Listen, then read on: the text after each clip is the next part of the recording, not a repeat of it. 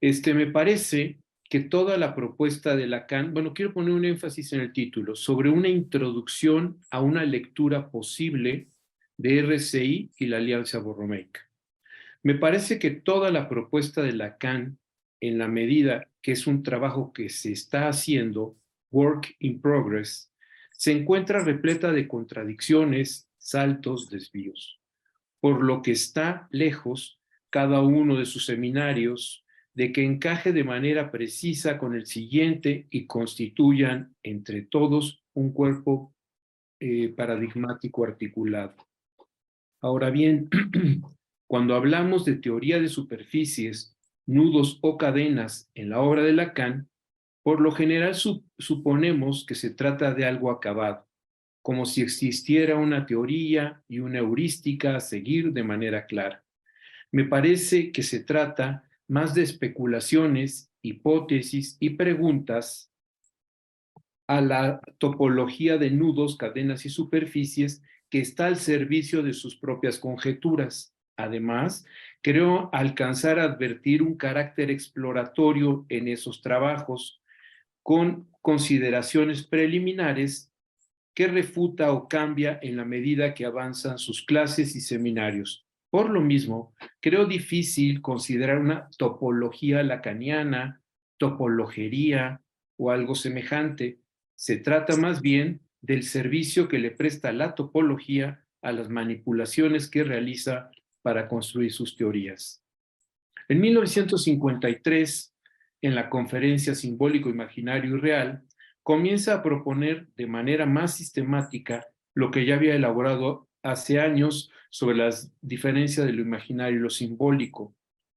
Abro cita, sobre lo que quiero decir, sobre lo que quiere decir la confrontación de estos tres registros que son precisamente los registros esenciales de la realidad humana, registros muy distintos y que llamo lo simbólico, lo imaginario y lo real.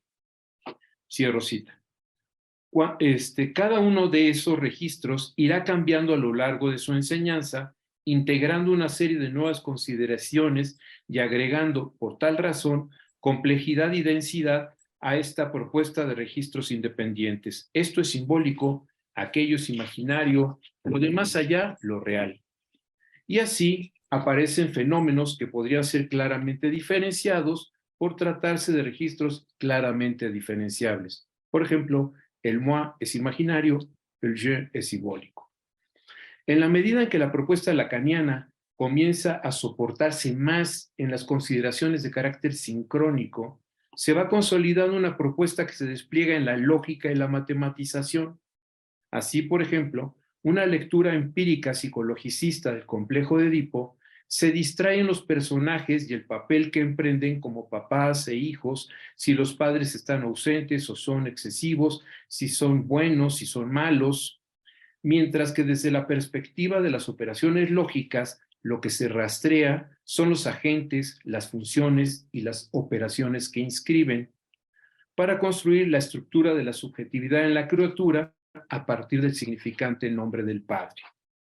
Es así que Lacan irá deslizando lo real, lo simbólico y lo imaginario como formas en que se despliega la experiencia humana, con lo que arriba a la conferencia La Tercera de 1974 a la propuesta de que esos registros se encuentran enlazados en una cadena borromeica.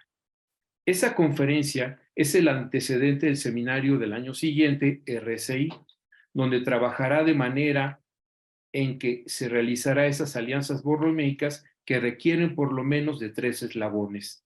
Es así que lo real, lo simbólico y lo imaginario pasaron de ser registros, consistencias y de aquí a dimensiones que deben ser considerados de manera articulada. En esas elaboraciones aún intenta localizar algunos fenómenos con base a la teoría de conjuntos, a las intersecciones o uniones.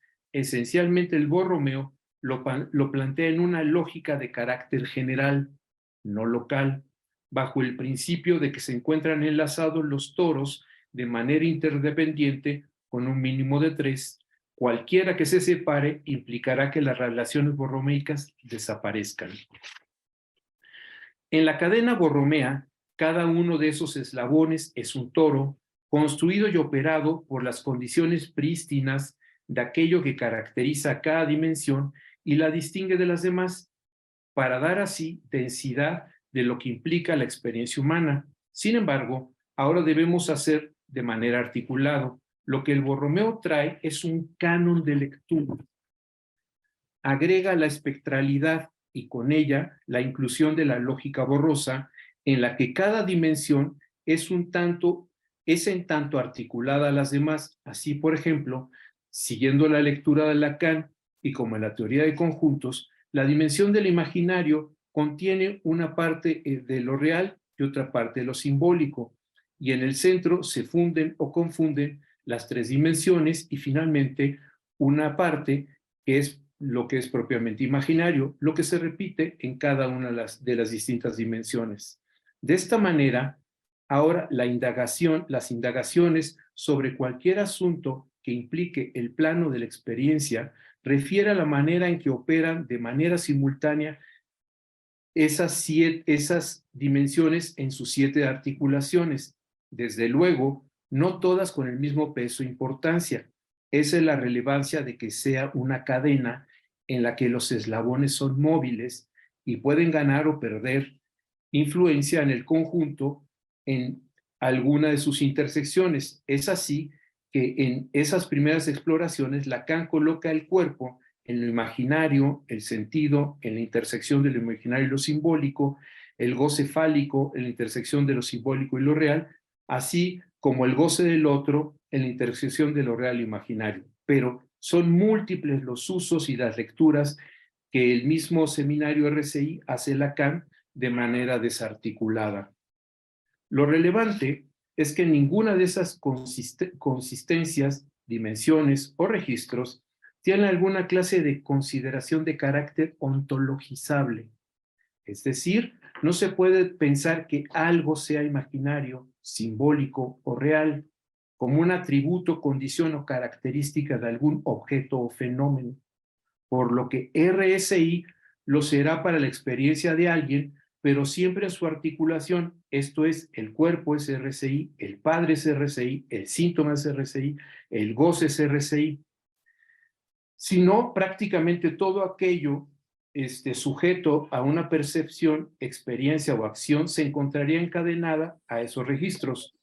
Los Justo desencadenamientos. Buenas tardes. Buenas tardes. Pensé que iba a...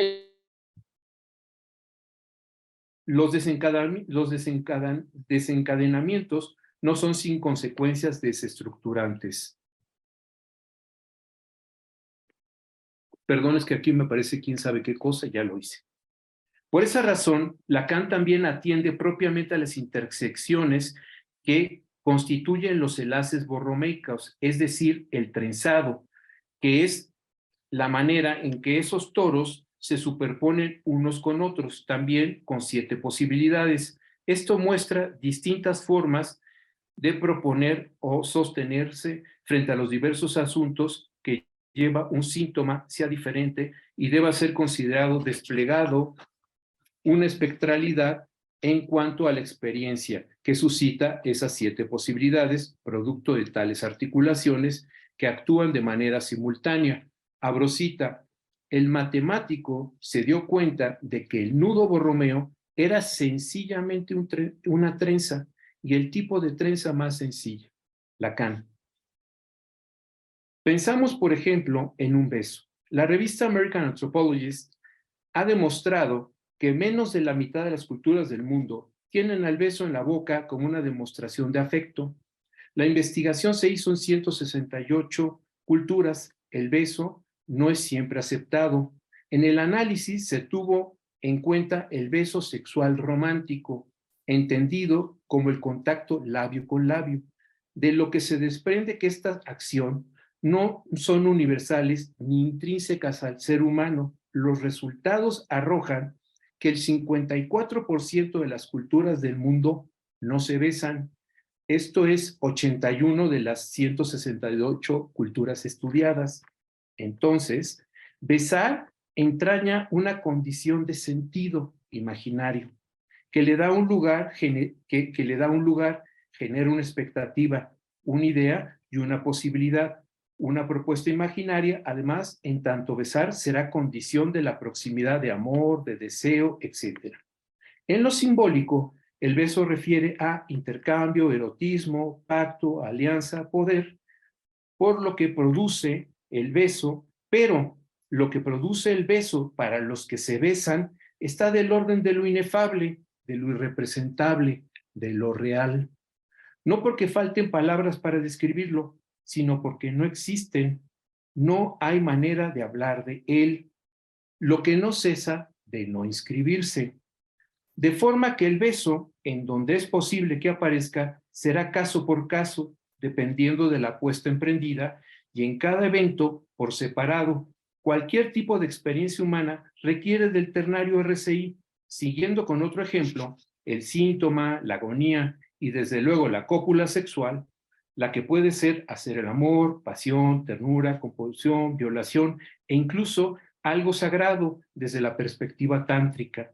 Los pesos, las características y la importancia de cada una de las dimensiones en los encadenamientos que produce es distinto.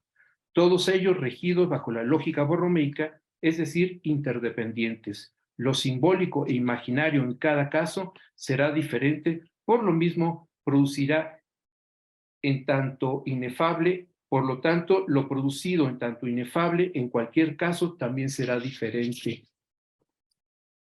El camino exploratorio emprendido por Lacan con el cuarto redondel del ego corrector, distinto al otro redondel que lo llamó realidad psíquica freudiana, como los llama en el seminario 22 RCI, y Sintom en el seminario 23, me parece una perspectiva fallida. Pregunto, ¿cómo comprender la experiencia bajo tres dimensiones desenlazadas en una lógica borromeica? ¿El borromeo requiere de prótesis? ¿Una o cuántas? De un redondel que no es toro y no es dimensión y que actúa como tal y anuda a las demás, ¿es lo mismo proponer otros redondeles que anuden actuando como dimensiones?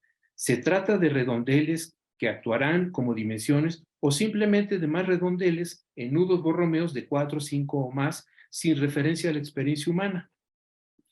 Me parece que tanto en la realidad psíquica freudiana, el ego corrector, como el síntoma, una manía por la escritura en un juego dadaísta, puede ser comprendido bajo el ternario RSI, sin llegar incluso a discutir la supuesta pero muy cuestionable psicosis de Joyce. Finalmente, esta que podríamos llamar introducción general al prólogo sobre lo que podría ser la alianza borromeica, solo queda subrayar que Lacan, desde la tercera hasta el seminario RCI, propone que se trata de lo que él llama el nudo borromeo, de lo que se trata el nudo borromeo, no es más que una representación imaginaria, después considerada real, con la utilidad y obstáculos que eso aporta para dar cuenta del fenómeno, de las articulaciones y lógicas que intenta proponer. También se dirige a la idea no acabada de transformar la representación en escritura y cuando trabaja el trenzado como soporte de la experiencia y de manera que se encuentra quien analiza sus malestares, síntomas, inhibiciones, manías, compulsiones, tics o angustias, es decir, la manera en que vive su vida y los obstáculos que se encuentra. Gracias y bueno, felizmente la última ponencia.